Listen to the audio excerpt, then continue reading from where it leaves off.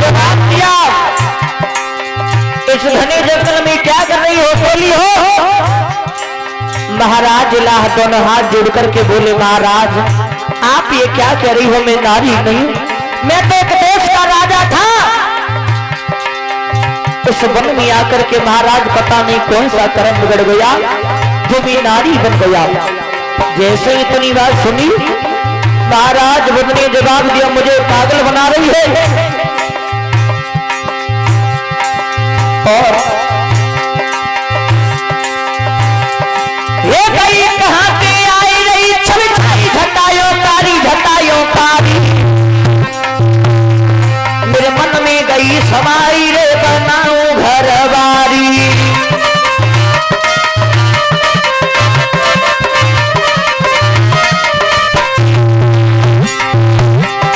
इस सुंदर रूप से सफेली रहे के सब हाजी रही भाई, ये सुंदर रूप से सफेली रहे के सब हाजी रही भाई, भाजी रही भाई। पतघन में बिजली चमकी रही जाई।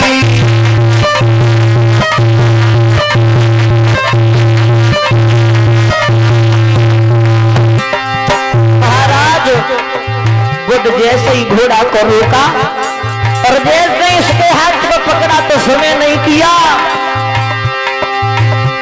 ये सुंदर देखो बात पकड़ के हाथ दई कसाई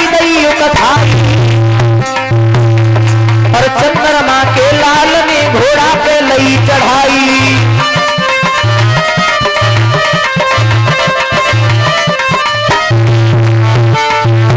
अरे घर पे लायो राजकुमारा, हर नारी के सोले करे श्रृंगारा।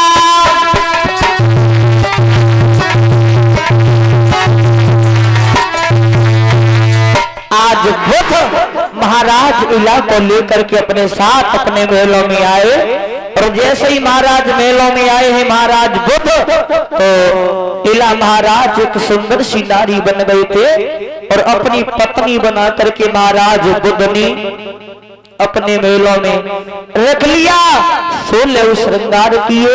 अब महाराज जब लौट करके अपने नगर में नहीं गए तो ध्यान रखना भक्तों, नगर में बहुत ही बेचैनी हुई और महाराज इला के गुरुजी जो थे वशिष्ठ, उन्होंने मन में विचार किया कि महाराज जंगल में शिकार खेलने के लिए गए थे लेकिन अभी लौट करके नहीं आए। और महाराज गुरुजी को जैसे ही चिंता हुई और गुरुजी को जब चिंता हुई है तो महाराज गुरुजी मन विचार करते हैं आखिर हुआ क्या है जो महाराज लौट करके नहीं आए। तो गुरुजी अपनी चेला की खोज में निकल करके चल दिए और जैसे ही निकल करके चले गुरुजी तो चले जा रहे हैं, धीरे धीरे देखा कि चंद्रमा सामने पर आए। जवाब दिया, बाबा आप यहाँ पे कैसे घूम रहे हो? तो वशिष्ठ महात्मा ने जवाब दिया, चंद्रमा क्या बताएं तुम्हें, हमारा एक शिष्य था इला, वो जंगल में शिकार खेलने के लिए आया था लेकिन अभी लौट करके ही नहीं गया है। जवाब दिया, इला कि तुमने कहीं देखा है उसे? तो महाराज चंद्रमा ने जवाब दिया कि बाबा महाराज इला को तो नहीं देखा लेकिन इला देवी हमने देखी है। इला देवी? जवाब दिया हाँ। कि कहाँ है? कि महाराज हमारा पुत्र जो है बुद्ध, वो जंगल में से एक स्त्री पकड़ करके लाया है, उसने उसका नाम रख दिया है इला। तो गुरुजी ने मन में विचार करो कि महाराज कहीं महाराज इला शिवजी को अंबिका वन में तो नहीं चले गए? तो गुरुजी ने जवाब दिया चंद्रमा से कि चंद्रमा से दिखा दोगे? जवाब दिया हाँ, चलो हमारे साथ। और जैसे ही चंद्रमा गुरु वशिष्ठ को लेकर के अपने महलों में जब आए तो ध्यान रखना भक्तों, बुद्ध को बुलाया। जवाब दिया, बेटा बुद्ध तुम्हारी जो पत्नी है इला, उनसे ये वशिष्ठ नाम के महात्मा मिलने के लिए आए हैं तो उनसे मिलवा दो। और जैसे इतनी बात बुद्ध ने सुनी तो बुद्ध महाराज इला के पास पहुंचे। घूंघट मारे बैठे थे महाराज इला। जवाब दिया कि तुम कोई वशिष्ठ महात्मा आए हैं, उन्हें जानती हो तुम? जब इतनी बात गुरुजी का नाम सुना तो महाराज इला मन में सोचने के बाद प्रभु अगर हमारे गुरुजी आ गए हैं तो हमारा मत किस्सा कट जाए। तो आज दोनों हाथ जोड़ करके और इला महाराज बुद्ध से समझा करके बोले, महाराज मेरी एक बात सुनो। बोलो। अरे ले चलियो पिया मोई द्वारे तेरे ले चलियो, चलियो सजना रे द्वारे तेरे ले चलियो।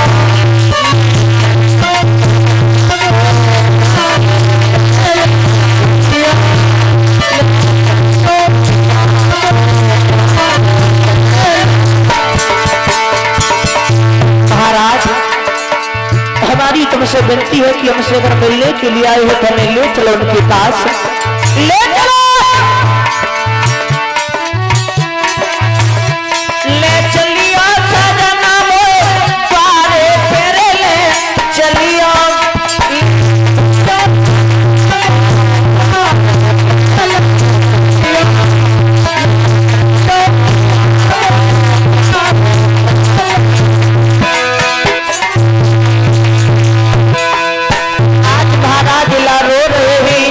दोनों हाथ जोड़कर के विनती कर रहे हो, प्रभु अरे रोई रोई कहीं इला महाराजा, रोई रोई कहीं इला महाराजा,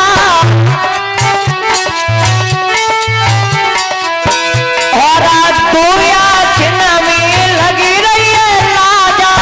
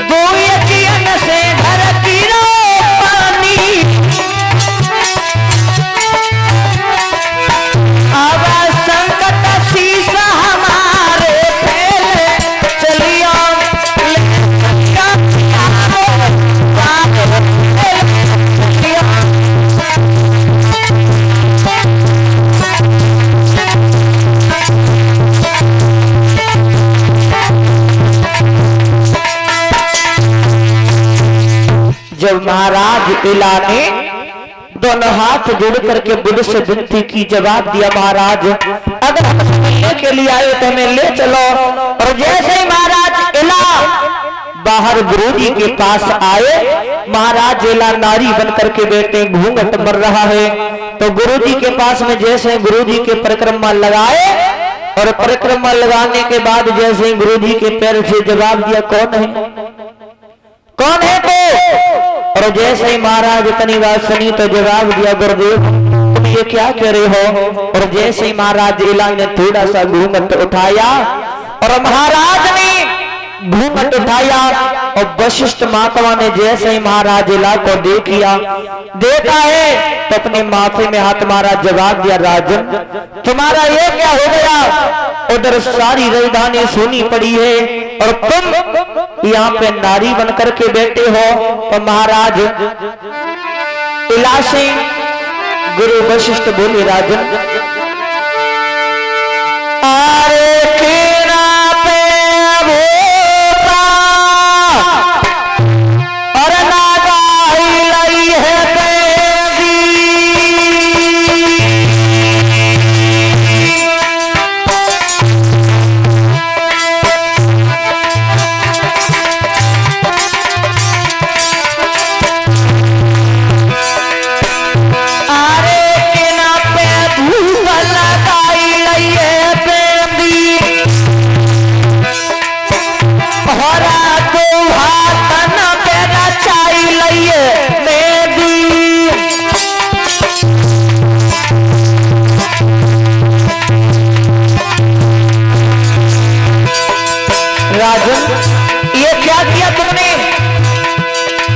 यहाँ पे नारी बनकर के बैठे हो और बोले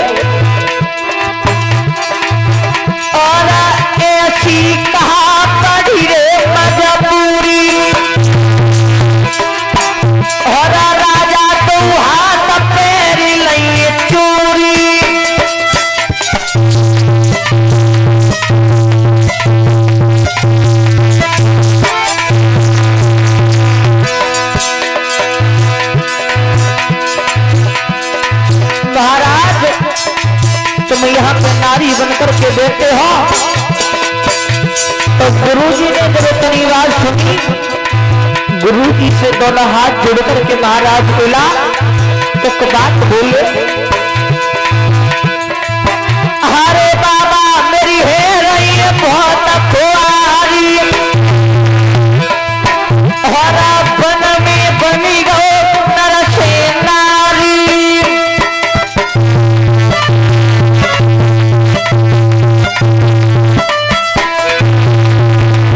गुरुजी मैं तो इस वन में शिकार करने के लिए गया था, लेकिन पता नहीं क्या हुआ, मैं तो नारी बन गया। गुरुजी ने जवाब दिया, राजन तुम कहीं भोले बाबा की अंबिका वन में तो नहीं चले गए?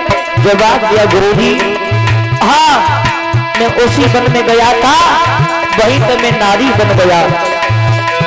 तो जब इतनी बात सुनी तो गुरुजी ने जवाब दो, राजन आप चिंता न करो, तुम्हारे दुख का निवारण अवश्य करेंगे, चिंता मत करो।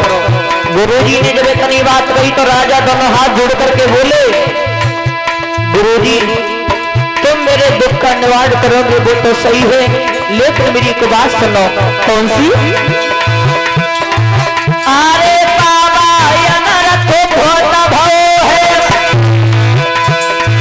अरे एक महीना के मेरे गर्भ रहो है।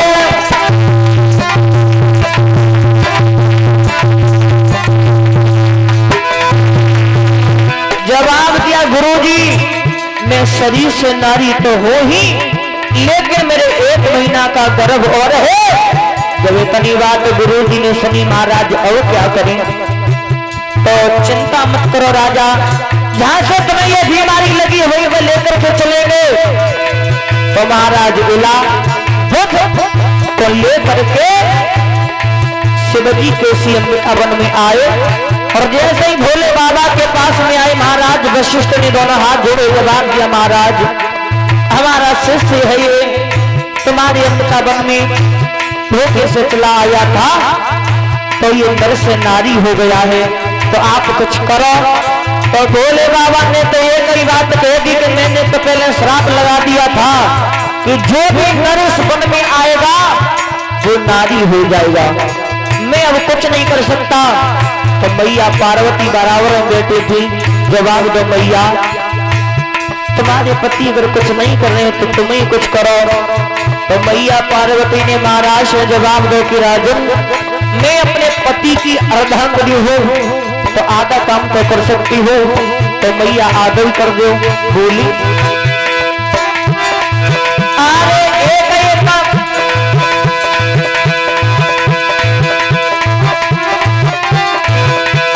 एक मासर है नर नारी, हरा झूठी हुई नहीं कहने हमारी।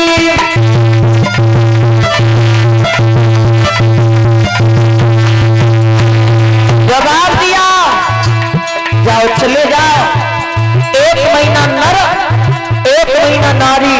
महाराज लाने दोनों हाथ जोड़े, जवाब दो मैया 6-6 महीना हो जाए तो? जवाब दिया सो नहीं, एक महीना ही होगा, 1 महीना नर और 1 महीना नारी। तो दुगनी जवाब दो मैया इस महीना कौन रहेगी? जवाब दिया इस महीना तो ये नारी रहेगी। उसके बाद अरे नाई बुधने तेरा लगाई, हरा तवरानी की गई कलाई।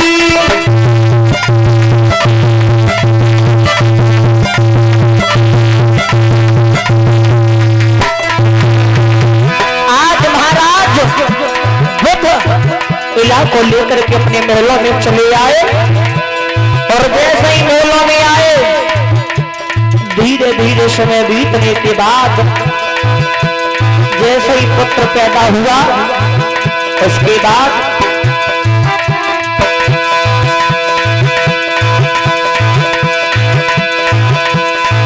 अरे 1 महीना की अवधि गई है, और तवई नर की देह गई है।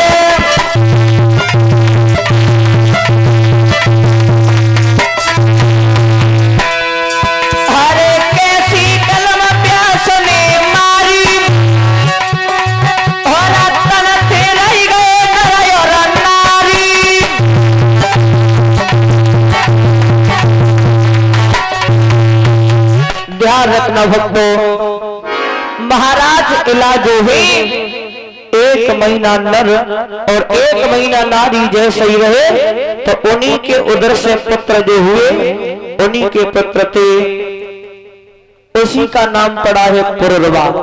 धीरे धीरे समय व्यतीत होता चला गया भक्तों।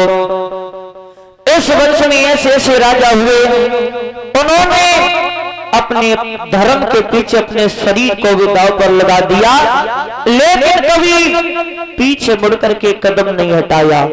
श्रोता बंधु ध्यान रखना, इसी वंश में धीरे धीरे आगे चल करके एक राजा हुए थे महाराज उग्रसेन, और महाराज उग्रसेन जो हुए